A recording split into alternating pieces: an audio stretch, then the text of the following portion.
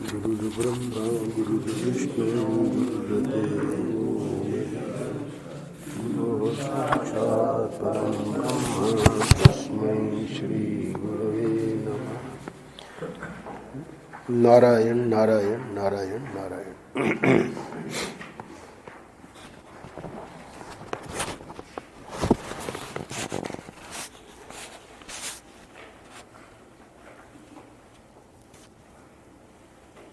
आज 1 अप्रैल है। आनंद रस रत्नाकर के आज के पृष्ठ में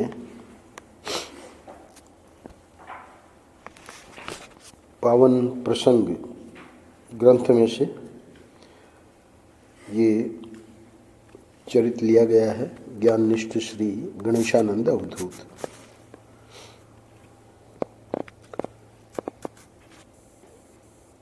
अवधूत शब्द का अर्थ है कि ये फक्कड़ होते हैं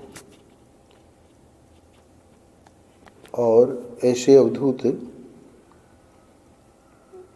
दुर्लभ हैं, क्योंकि इनकी जो रहनी सहनी वो किसी भी प्रकार की हम देखना चाहेंगे कि किसी मर्यादा में, धर्म की मर्यादा या और कोई नियम आदि, तो ऐसा उनके जीवन में नहीं होता।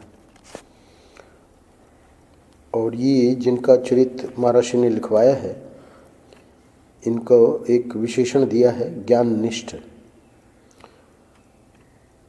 ज्ञाननिष्ठ शब्द प्रयोग क्यों किया महर्षि ने? क्योंकि ब्रह्मनिष्ठ ये पारिभाषिक शब्द है, अंग्रेजी में कहते हैं टेक्निकल वर्ड।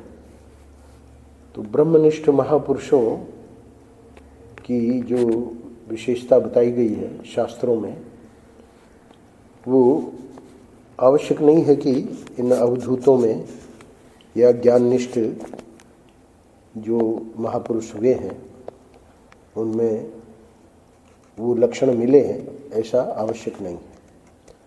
ब्रह्मनिष्ठ बहुत ऊंची चीज है। ज्ञाननिष्ठ यानी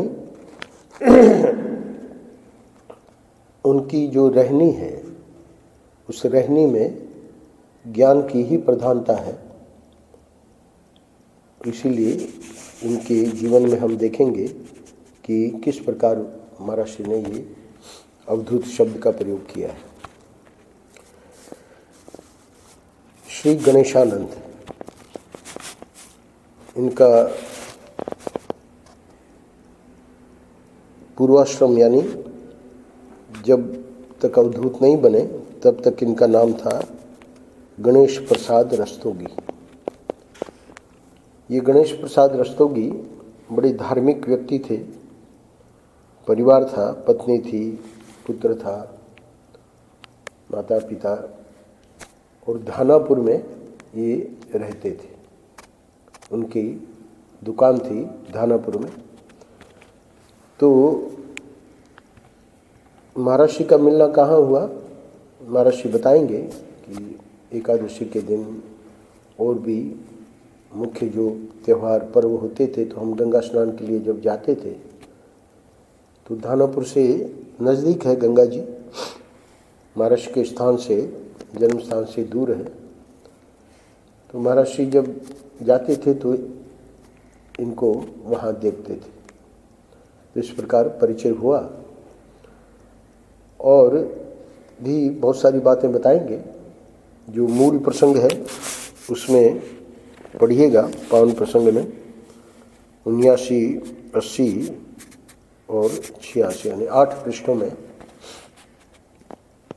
बहुत सारी बातें इस महापुरुष के बारे में महर्षि ने बताई है।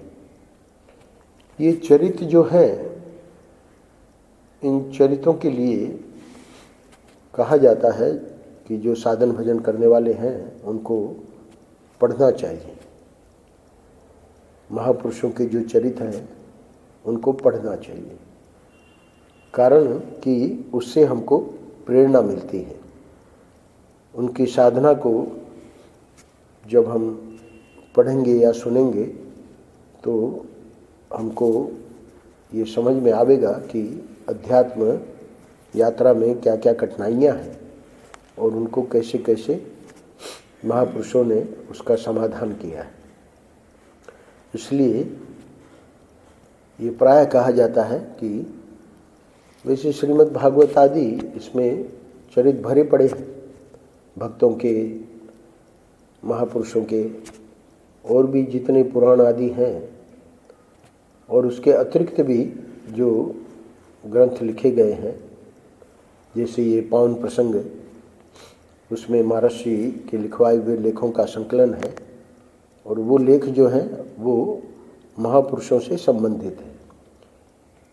ऐसे ऐसे संत, विद्वान, सद्गृहस्थ जो महर्षि ने अपनी अध्यात्म यात्रा में जिनसे मिलना हुआ, जिनके जीवन का असर महर्षि पर बहुत पड़ा, पंडित शंतनु बिहारी द्विवेदी पर, तो समय समय पर वो महर्षि ने लेख लिखवाए थे, उन सब का संकलन पावन प्रसंग ग्रंथ में कर दिया गया। आज वाले प्रसंग में हम देखेंगे कि महर्षि शुरू करते हैं एक यात्रा के द्वारा।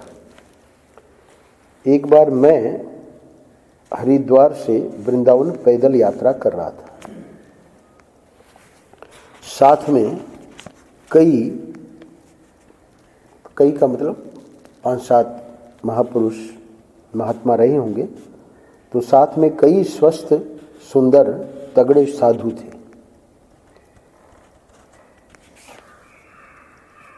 यात्रा हो रही थी हरिद्वार से वृंदावन, पैदल यात्रा। तो बीच में रास्ते में एक घटना हुई, उसको बता रहे हैं। एक गृहस्थ सामने से आ रहा था। उसने हम लोगों को देखकर पूछा, गृहस्थ ने देखा कि भाई सब महात्मा हैं, सब स्वस्थ हैं, सुंदर हैं, तगड़े हैं, तो थोड़ा मन चला व्यक्ति था।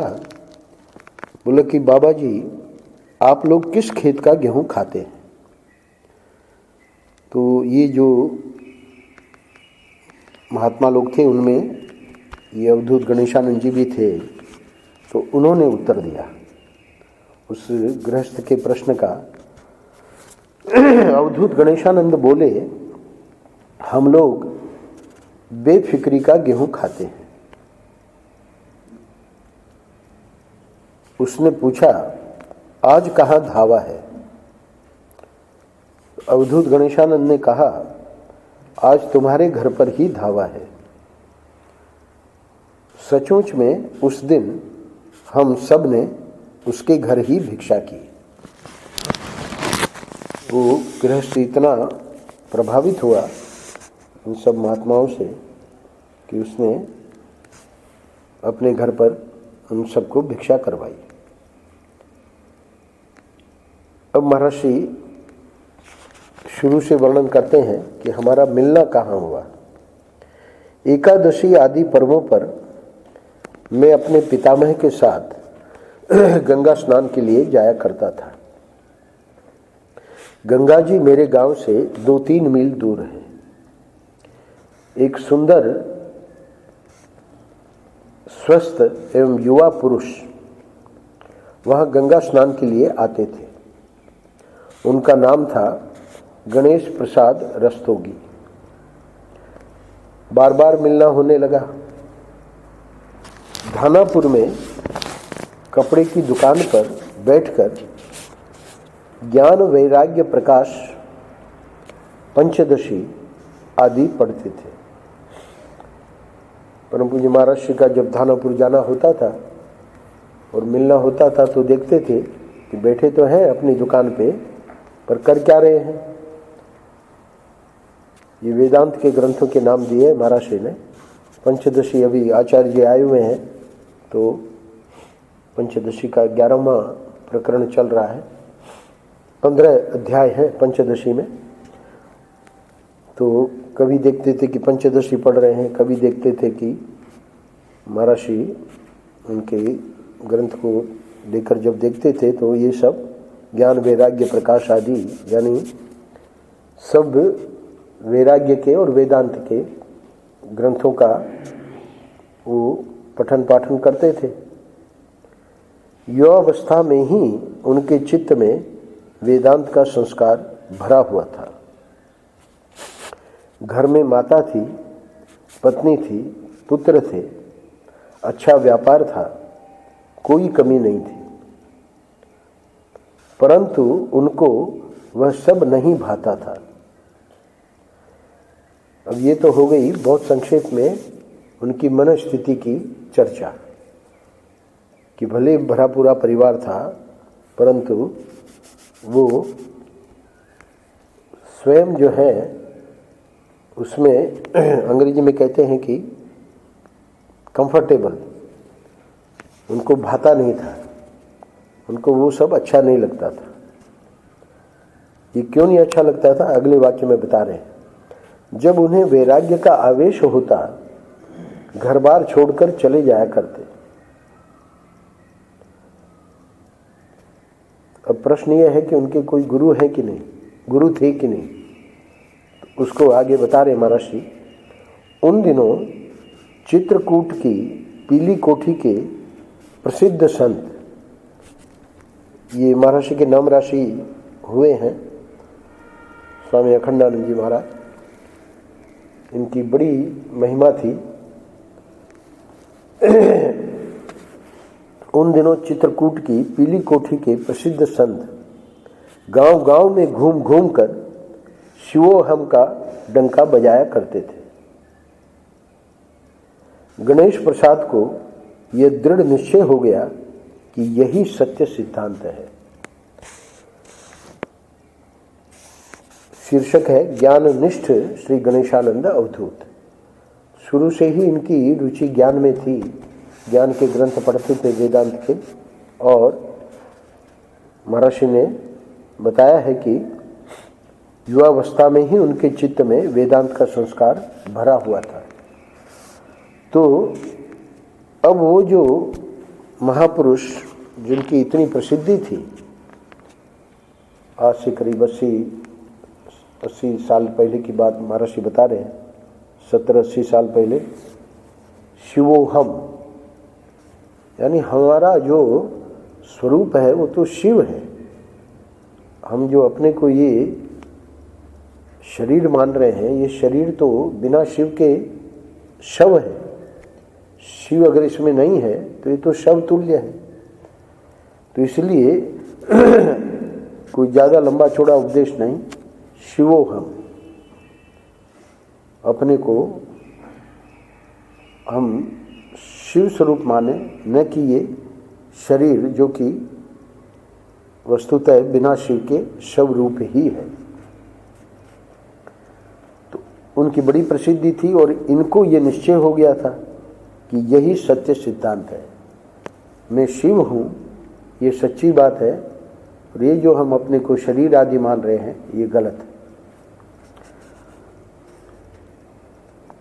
अच्छा, अब प्रश्न ये है कि जब ये दृढ़ निश्चय हो गया तो फिर ये जो वैराग्य का आवेश होता और घर बार छोड़कर चले जाया करते और फिर वापस लौट आते घर में, उसका क्या कारण था? महर्षि बता रहे, बुद्धि में निश्चय हो जाने पर भी वैराग्य टिकता नहीं था। इस वाक्य में ये जो लोग साधना करते हैं उनके लिए महर्षि एक सूत्र दे रहे हैं। सूत्र क्या है? वैराग्य टिकेगा कब? वैराग्य तब टिकेगा जब बुद्धि में निश्चय होना पर्याप्त नहीं है।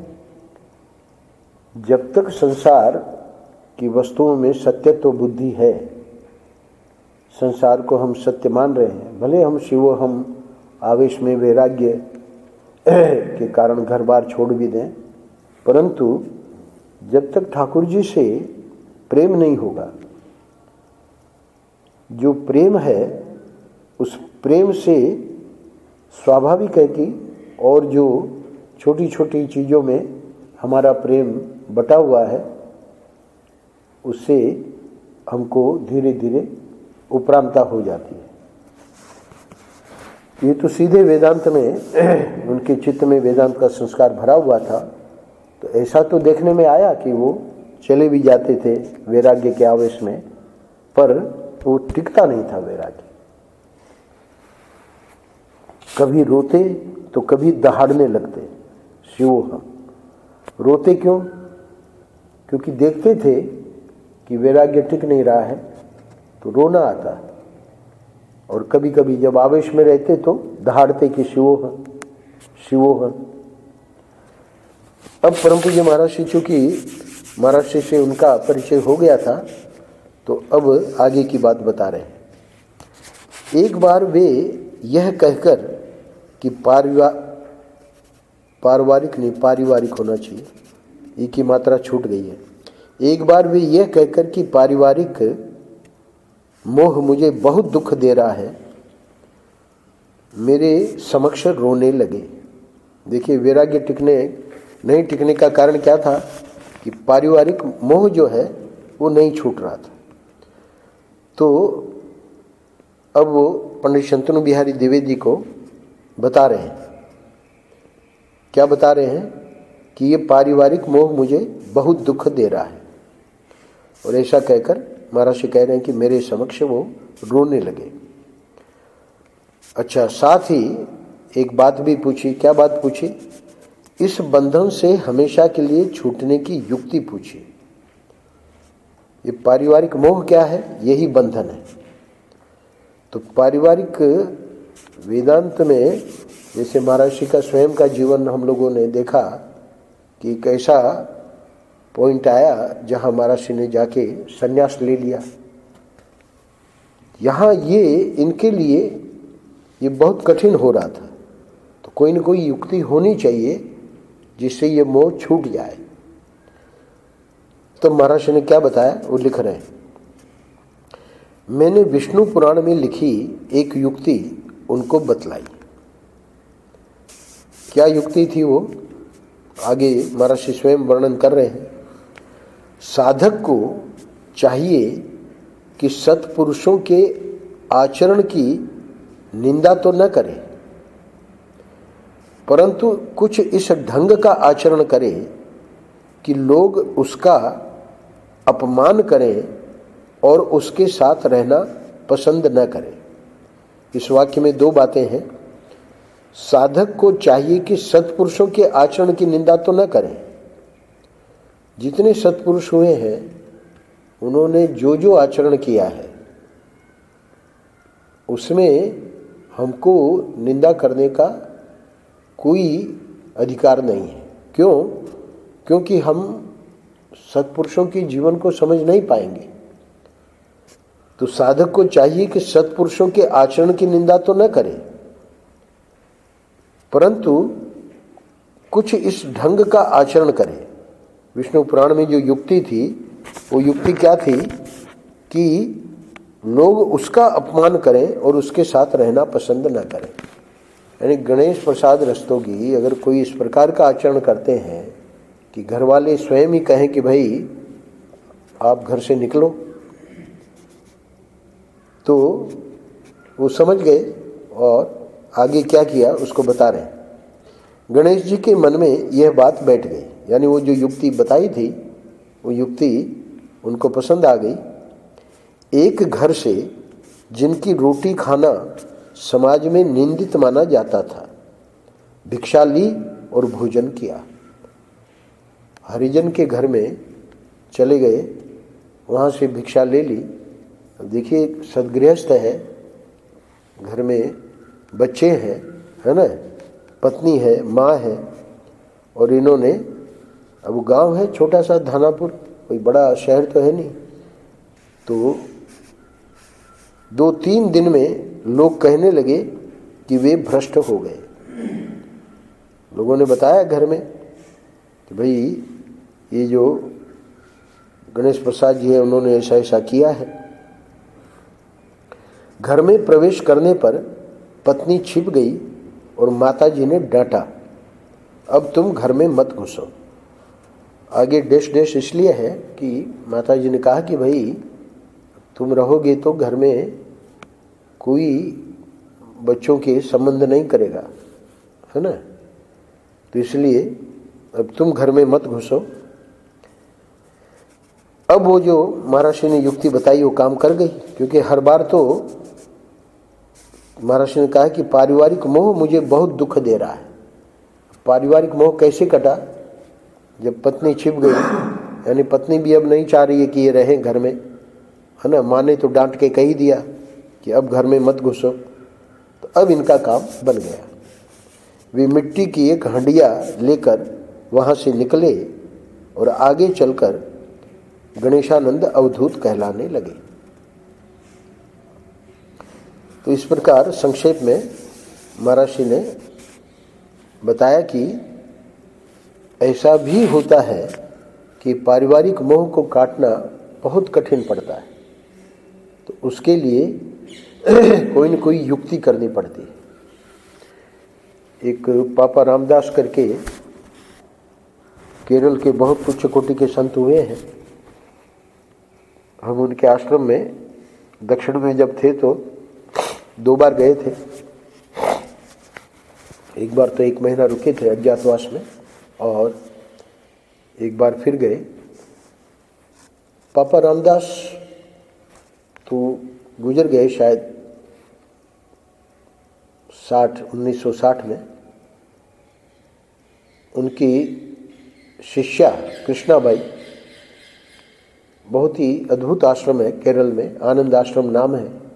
आज भी पूरे विश्व के लोग जैसे तिरुवन्नामलाई में रमण आश्रम में जाते हैं, वैसे आनंद आश्रम में जाते हैं। इतना प्रेम का वहाँ वातावरण है, देखने लायक है। यानी आदर्श आश्रम, आश्रम का क्या स्वरूप होना चाहिए। पापा रामदास के बारे में पुस्तकें छपी हैं कि उनका जीवन कैसा था, क्योंकि उनके महापुरुषों के जीवन से ही हमको पता लगता है। वो इतना जप करते थे, और जब यात्रा में रहते थे, यात्रा का अर्थ कोई उनके साथ में नहीं, अकेले ही, तो अपना बस जप करते और जहाँ कहीं जंगलों में चले जाते थे अकेले। और कभी कभी जब शहर में रहते तो सत्संग भी हो जाता था। एक व्यक्ति जो परेशान था पत्नी से,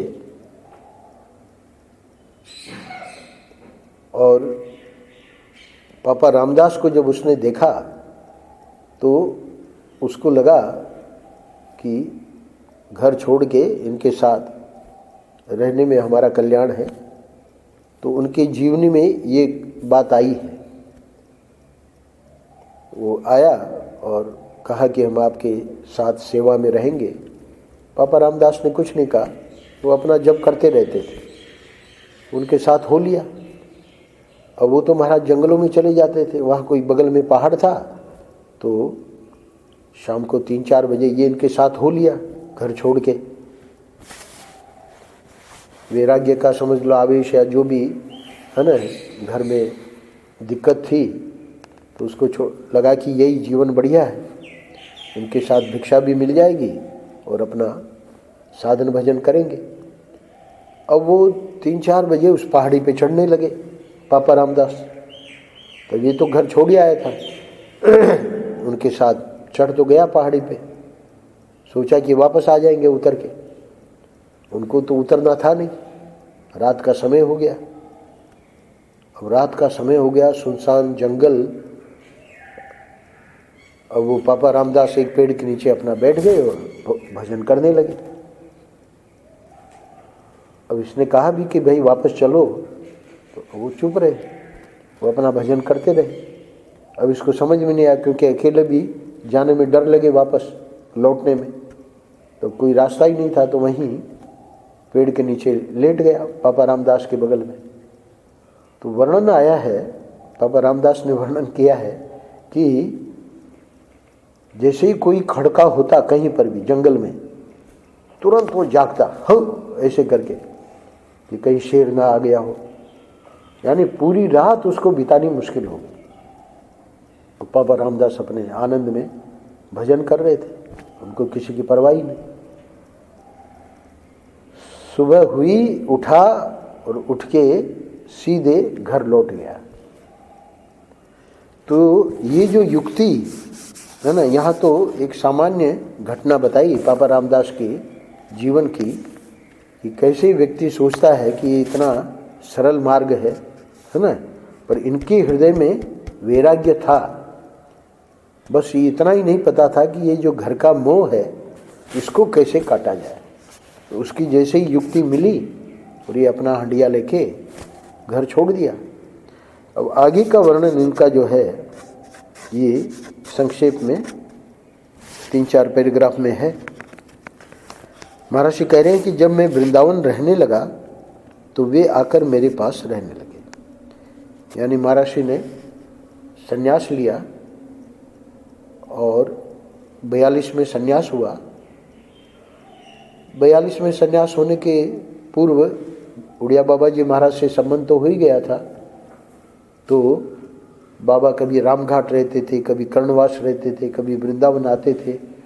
तो आगे चल के महाराज जी वैसे संन्यास के बाद जबलपुर में ज़्यादा रहे, पर फिर वृंदावन आ गए।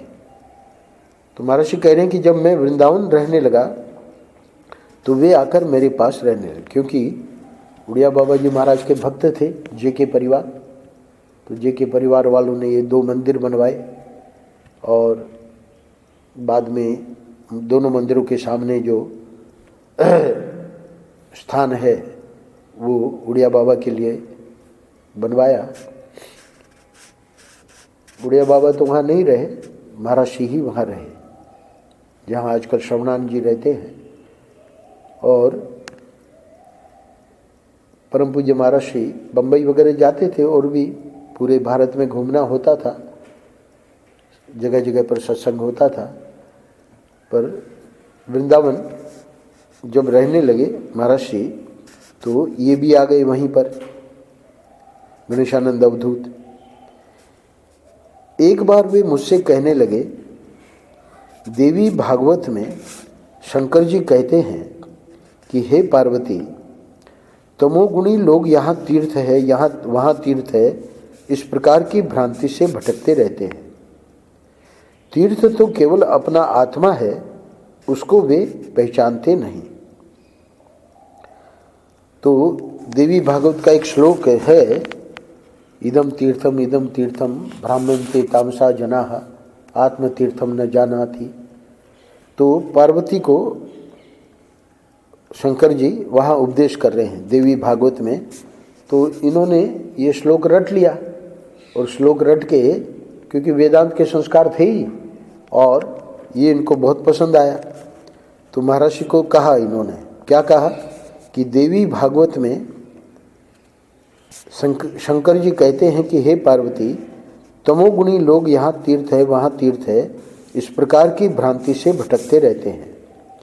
तीर्थ तो केवल अपना आत्मा है, उसको वे पहचानते नहीं। तो महाराज जी को पता था कि ये वेदांत की बातें ज़्यादा करते हैं और वो वृंदावन जैसे स्थान में, तो महाराज जी ने उनको थोड़ा सावधान किया। मैंने उनसे कहा कि वृंदावन में ऐसा कहोगे तो लोग तुमको मारेंगे। मैं उन पर नाराज़ भी हुआ, वो थोड़े से जिद्दी टाइप थे। तो महाराज जी को जानबूझकर उनके भले के लिए नाराज़ होना पड़ा, क्योंकि नहीं तो वो जिस चीज़ को मना करेंगे उसी को ज़्यादा करता है व्यक्ति। तो महाराज जी कह रहे हैं मैं उन पर नाराज़ भी हुआ। दूसरी वेदांत की बात वो क्या कहा करते थे वो नीचे कह रहे हैं। वे प्रायः निम्न दोहा बोला करते, पाया कहे सो बावरा, खोया कहे सो कूर, पाया खोया कुछ नहीं, ज्यों का त्यों भरपूर। शुरू में ही महाराज जी ने ये बात बता दी है कि युवावस्था में ही उनके चित्त में वेदांत का संस्कार भरा हुआ था। तो इसलिए ये जो निम्न दोहा वो प्राय बोलते थे, उसका भाव क्या है कि कोई कहे कि हमको तत्व का साक्षात्कार हो गया है, हमने तत्व को पा लिया है, पाया कहे सो बावरा। अरे वो पाया थोड़ी जाता है। ये जो माला है, कई बार मैंने दृष्टांत दिया, तो हम वहाँ अपने कमरे में इसको ढूंढ रहे थे। पुजारी जी आए, बोले कि स्वामी जी आप क्या ढूंढ रहे हैं? हमने कहा कि माला पता नहीं कहाँ रख दी। तो पुजारी जी की दृष्टि गई तो माला हमारे गले में ही थी। उन्होंने बताया कि स्वामी जी आपके गले में ही है। पाया कहे सो बावरा। अब ये प्राप्तस्य प्राप्ति, यानी ये तो पहले से ही हमारे गले में है, तो इसको पाया कहाँ? कोई कहे कि हमने तत्व को पा लिया, तो तत्व तो हमारा स्वरूप है, वो तो मैं ही हूँ। तो इसलिए पाया कहे सो बावरा, खोया कहे सो कूर।